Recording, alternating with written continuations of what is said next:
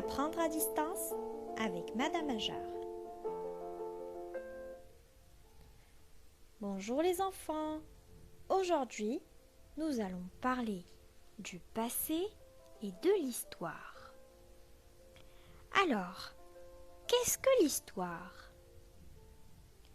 Le mot histoire s'écrit avec un grand H pour le distinguer des histoires que l'on écrit et que l'on raconte. L'histoire est la science qui étudie le passé des hommes. Et lorsqu'on écrit « homme » avec un grand H, on parle de tous les êtres humains, des femmes et des hommes.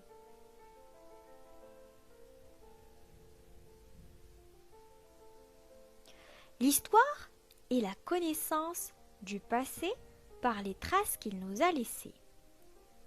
Les sources écrites, telles que les journaux, les lettres, les lois, etc. Ou encore les vestiges, comme les bâtiments, les monuments, les objets, tels que cette machine à écrire, ou encore ce vieux téléphone. Et à droite, tout en haut, il s'agit du Colisée qui se trouve en Italie, et en bas, c'est le château de Chambord qui se trouve en France. Il a fallu des milliards d'années avant que notre système ressemble à celui d'aujourd'hui. La frise chronologique est un outil essentiel en histoire. C'est un moyen efficace pour visualiser le déroulement du temps. Et nous l'avons déjà fait en classe, vous vous rappelez? L'histoire se compose de 5 périodes. La préhistoire, l'Antiquité, le Moyen Âge, les temps modernes et notre époque. Je vous explique. On commence tout d'abord par la préhistoire.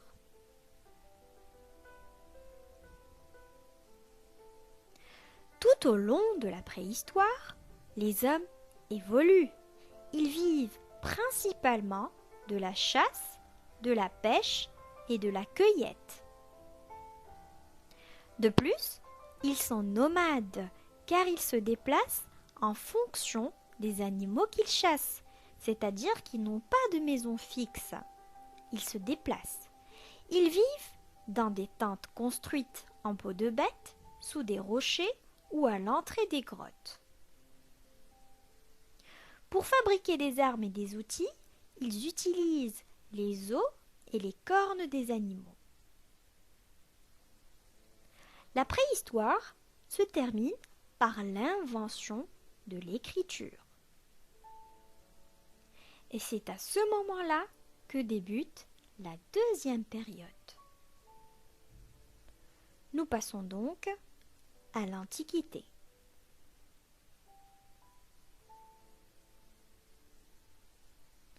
Les hommes faisaient beaucoup de commerce. Pour se souvenir combien d'animaux ou de sacs de blé ils avaient achetés ou vendus, certains ont eu l'idée de les représenter par des dessins. C'était la première écriture. Les Égyptiens ont inventé une autre écriture, avec de vrais dessins d'hommes, d'animaux, etc. Chaque forme représentait une chose, un son ou une idée. On les appelle des hiéroglyphes. Ensuite, il y a eu les Phéniciens. Eux naviguaient sur la mer Méditerranée pour faire du commerce avec d'autres peuples. Pour cela, ils avaient besoin d'une écriture simple. Alors, ils ont inventé 22 signes qui représentaient les sons de leur langue. C'étaient les premières lettres de l'histoire. La première lettre de l'alphabet phénicien s'appelait Aleph. La deuxième s'appelait Beth. On a ainsi formé le mot alphabet. Les Grecs faisaient du commerce avec les Phéniciens. Alors, ils ont appris leur alphabet. Mais, avec les lettres phéniciennes, il était impossible d'écrire tous les sons de la langue grecque. Pour résoudre le problème, les Grecs ont ajouté des voyelles. Et les Romains ont copié les Phéniciens. Ils ont créé leur alphabet avec 6 voyelles et 20 consonnes. Pour écrire plus vite, ils ont ensuite inventé l'écriture attachée qu'on appelle maintenant l'écriture cursive. Nous passons maintenant au Moyen Âge, l'époque des chevaliers et des châteaux forts. Les guerres sont très nombreuses au Moyen Âge. Les seigneurs habitent alors dans des châteaux forts bien solides. Ils protègent les paysans qui travaillent leurs terres. S'il y a des attaques, les paysans peuvent se réfugier dans le château. Au Moyen Âge, les chevaliers étaient des soldats assez riches pour posséder une armure, une épée et un cheval. Les chevaliers se tenaient prêts à aider le roi si celui-ci partait en guerre. Ils suivaient un code d'honneur. Ils devaient être justes, fidèles à leur roi et protéger les plus faibles. Nous passons maintenant au temps moderne. Cette époque est associée aux grandes découvertes et inventions, comme par exemple l'invention de l'imprimerie par Gutenberg vers 1450. Ou encore, en 1492, Christophe Colomb, un navigateur, découvre l'Amérique. En 1497, Vasco de Gama, un autre navigateur, découvre les Indes.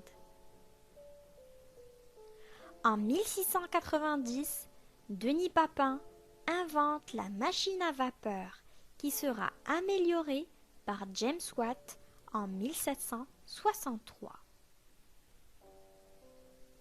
Galilée, un savant et mathématicien italien, mène de grands travaux sur l'astronomie. Et l'astronomie, c'est la science qui étudie l'univers.